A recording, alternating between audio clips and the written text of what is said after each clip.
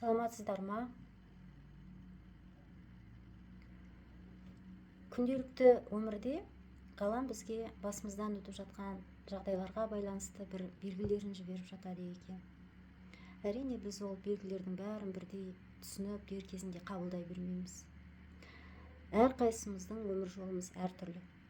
Сондықтан ғаламнан келген мұндай белгілердің кейбірі тіпті біздің тағдырымызбен де байланысты болып жатады.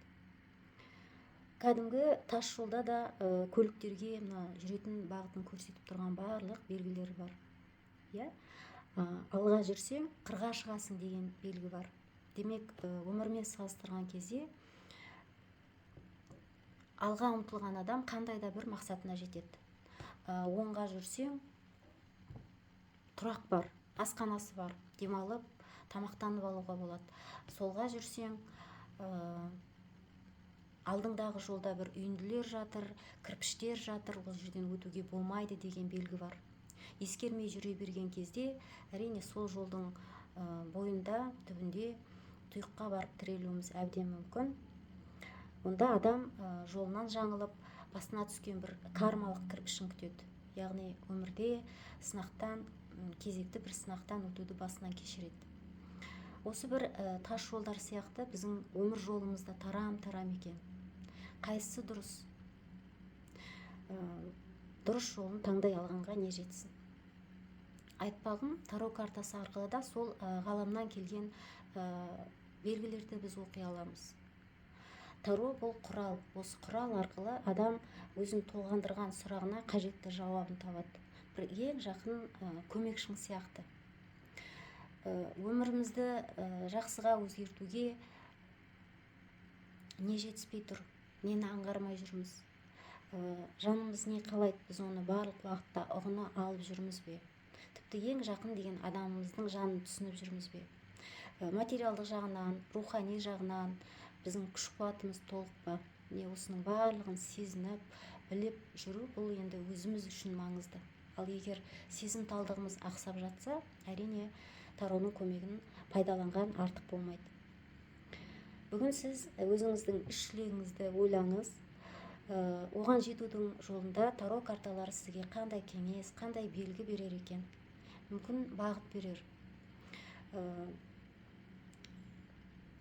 Мен де өзімнің бір тілегімді ойлаймын. Осы бір тілектерімізге таро картасынан жауабын сұрайық. Одан кейін жалпы айтып өткім келеді, бұл кеңістікте біз көппіз, қаншама адам бар. Айтылған кеңестер бәрімізге бірдей қатысты бола бермейді. Десе де кеңестердің ең болмағанда біреуі менің қазіргі жағдайыма келеді, маған қатысты деп қабылдасаңыз, алдыңғы 3 ай, 6 ай, әрі кеткенде 1 жыл мерзімді алып қараңыз. Әр тілекке 2 картадан қарағым келіп отыр. Егер қажет деп санасақ, тағы да қосымша карталарды аламыз.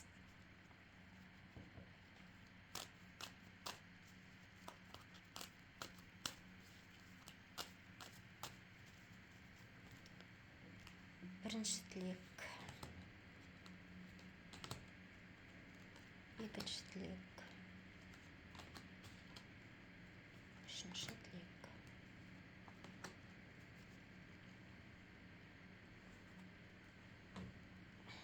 Ашып қоялық.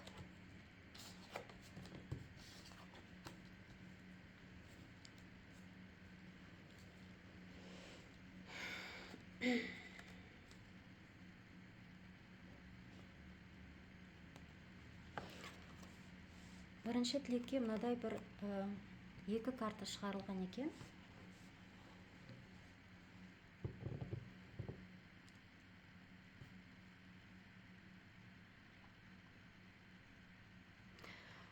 Бұл сіздің, немесе сіз қарап отырған адамның тілегі орындалады деп айтар едім.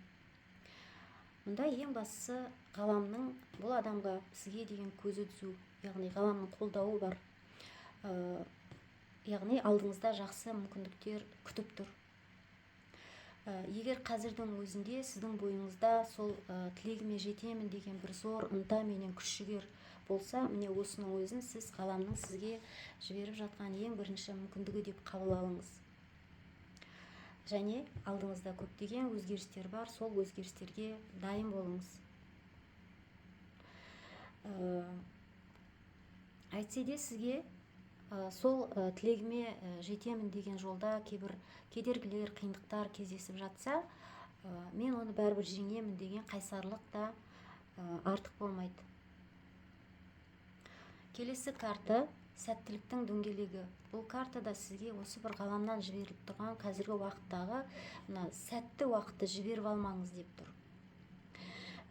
Жалпы сәттіліктің дөңгелегі деген бұл не? Мен қазір сіздерге түсіндіріп өтейін. Сәттілік бұл мына адамдардың өмірінде ол туғаннан бастап өлімге дейін мәңгі қозғалыста болады екен, және барлық уақытта айналып тұрады екен. Адамдарға мына бір дөңгелектің шеңберінен шығып қалмауы маңызды. Алда жалда бір жерде бір ілініп қалғандай, яғни бастаған ісіңіз бір тұрып қалғандай күйді сезінсеңіз, сіз дереу осы бір жоғарыға қарай сол бір бұрынғы деңгейіңізге көтерілуге талпыныңыз. Әйтпесе келесі бір айналымда сіз төмен құлдырап мүлде түсіп кетуіңіз мүмкін.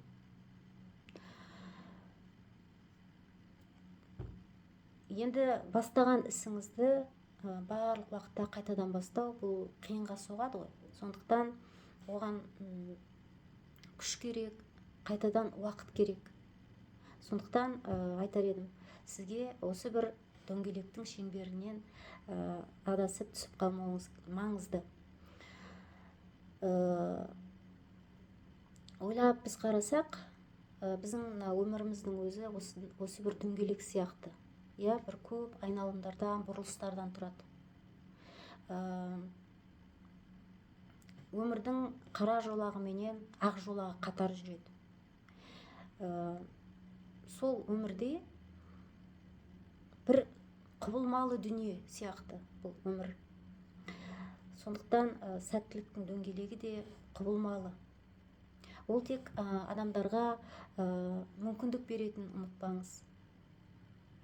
Ал енді сол мүмкіндікті қалай ұстап қаласыз, қалай пайдаланасыз, ол әрине әр адамның өзінің қолында екен.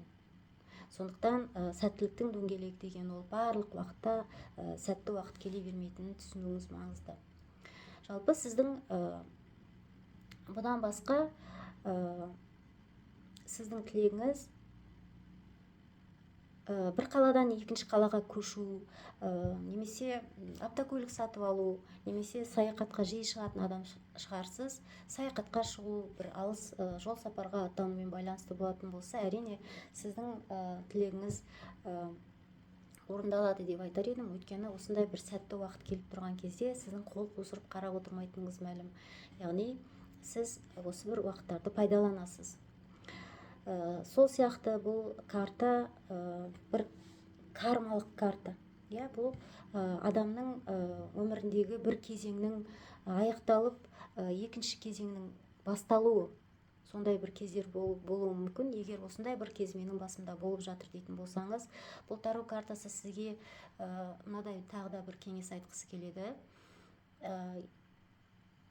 Жаңа кезеңге аяқ басқан кезде, осыған дейін сіздің өміріңізде бір жағымсыз із қалдырған адамдар болса, кешіріңіз және өміріңізден оларды оңай жіберіңіз. Әсіресе кейбір жағымсыз қарым-қатынастарды артта қалдыру үшін кейде сізге қатал, кейде суыққанды болуға тура келеді ғой. Себебі өткенді көп ойлау, өткенді сағыну, аңсау, мұның барлығы жаңа кезеңмен басталған адамның өмірінде тағы да сондай бір жағымсыз адамдарды, мейлі ол тіпті басқа бір адам болып келсе де, сондай бір жағымсыз оқиғалардың мына сіздің жаңа кезеңіңізде тағы да тартып, тағы да қайталануы мүмкін. Сондықтан бұл карта сізге бастысы өткен өмірді ұстамаған дұрыс дейді. Сонда сіздің өміріңізде толық жаңа және таза кезең басталады. Енді бұл әрине адамның бір өмірін жақсыға өзгертуге талпынуы, жақсыға өзгертуі, бұл танымал болу, бұл атақ абыройдың артуы, бұл лауазымның өсуі, шаңырақ көтеру. әйтеуір адамның бір шын бақытты сезінуі, иә, осындай кезеңдер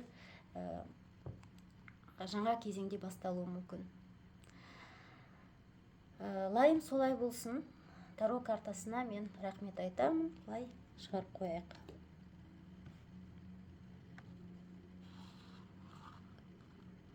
Екінші тілекке мынадай бір карталар шығарылыпты.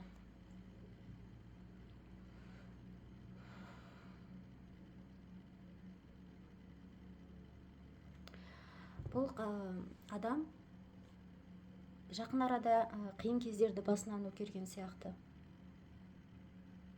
Немесе бұл адамның бір эмоционалды түрде соққы алып, уайымға салынып, күйзеліске түскен кезінде көрсететін карта.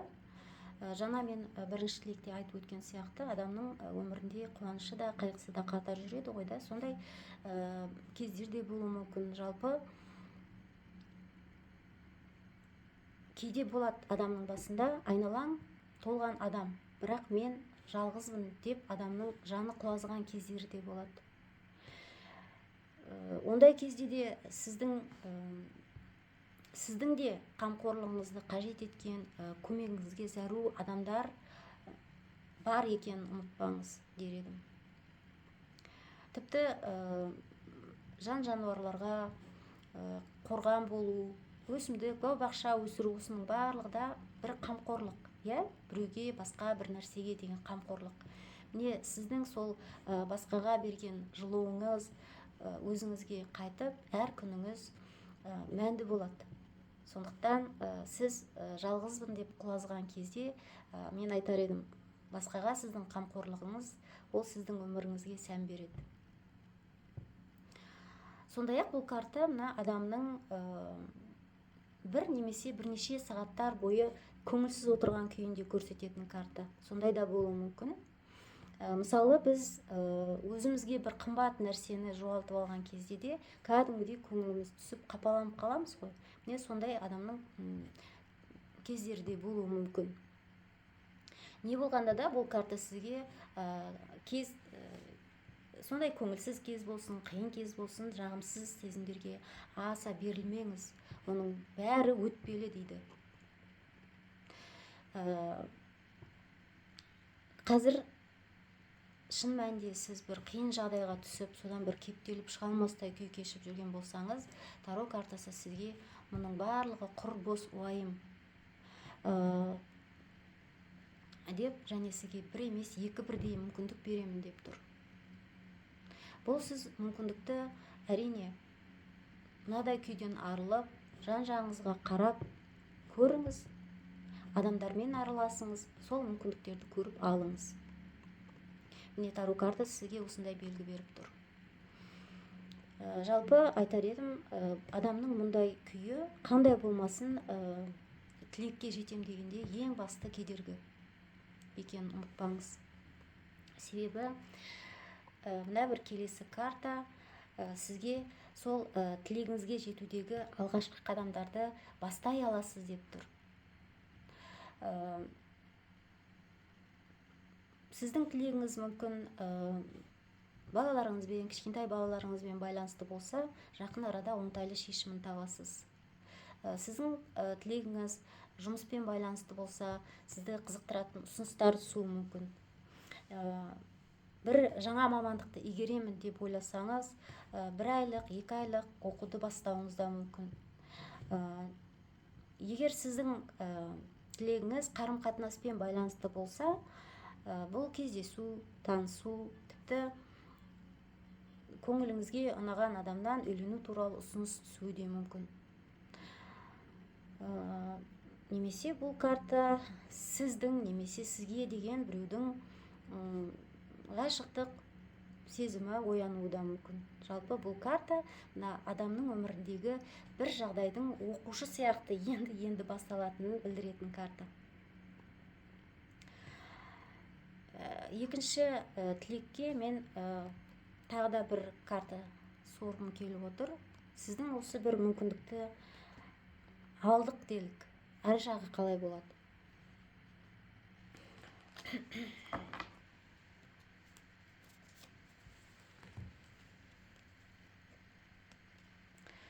Бұл карта сіздің алдыңыздан сол мүмкіндіктерді алуға, жаңа бағытта, жаңа бастамаларға сіз жол ашылады дейді. Яғни бұл сіздің тіпті адамның жалпы өзінің бір қалаған нәрсесіне қол жеткізуіне мүмкіндік. Сондықтан кейде тіпті бұл сіз күтпеген жерден көктен түскен сыйлық сияқты бір мүмкіндік болуы мүмкін. Мына бір суреттегі көктеп шығып келе жатқан көк шөптің тек жоғарыға қарай өсетінін білесіз ғой. Бұл да сіз қандай іс бастасаңыз да сол тілегіңізге жету жолында бастаған істеріңіздің өзінен өзі жоғарыға қарай дамитынын көрсетеді. Әрине, бұл карта сізге кішкене бір ескерту айтады. Осындай мүмкіндік сіз алған кезде жаңағы көңілсіз күйіңізден арылып, сіз бұл мүмкіндікті алатын кезде жиі қозғалыста болғаныңыз дұрыс. Диванда отырған адамға ешкім ештеңе әкеліп бермейтінін білесіз, сондықтан белсенді болыңыз. Белсенді болу қажет. Мінекей сізге осындай екінші тілекке осындай бір кеңестер айтты. Іске сәт тілейміз сізге. Рахмет айтып, былай шығарып қойық. Үшінші тілек. Үшінші тілекке мынадай бір екі карта шығарылыпты.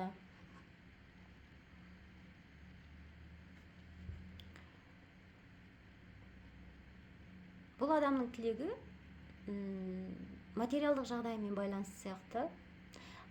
Себебі бұл карталар көбінде адамның қаржы жағдайымен байланысты мәселелерді көрсетеді. Бірақ міндетті емес.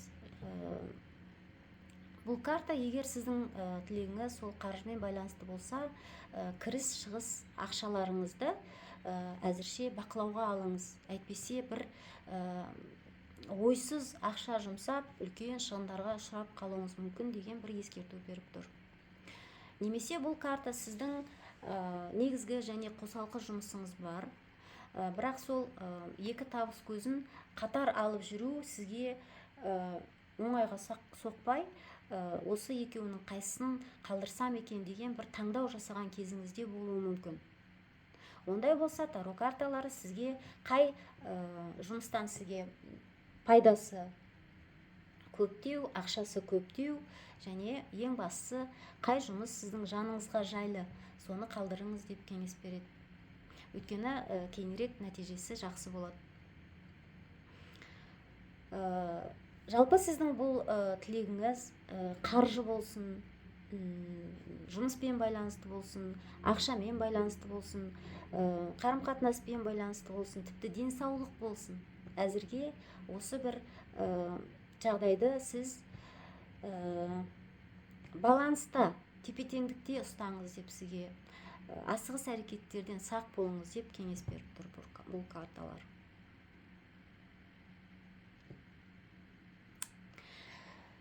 Себебі келесі карта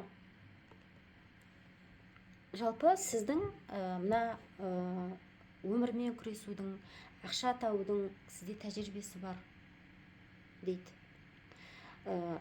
Сол өзіңіздің қабілетіңізді пайдалану арқылы алдағы уақытта өзіңіздің тілегіңізге жету үшін жағдайды сіз түбегейлі өзгертуге жақсы бетбұрыстар жасай аласыз дейді.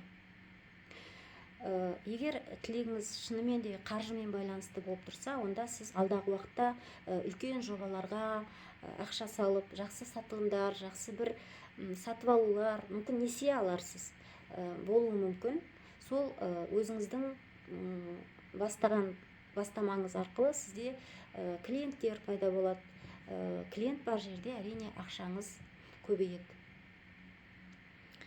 Мына бір адамның жүзімді өсіріп бастап, оны күтіп баптап, сәлден кейін сол жүзімінің жемісін жегені сияқты, сіз де бір жобаны бастап, үлкен бір бизнесті бастап, еңбектеніп, ақша табу арқылы қаржыңызды көбейте аласыз.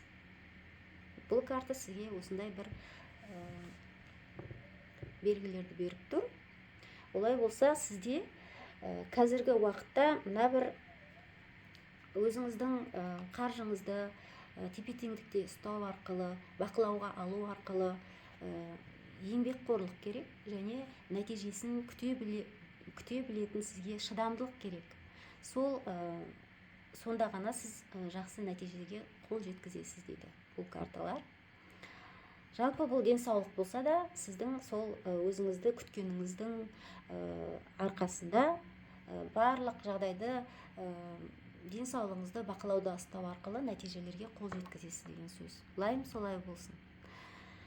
Рахмет.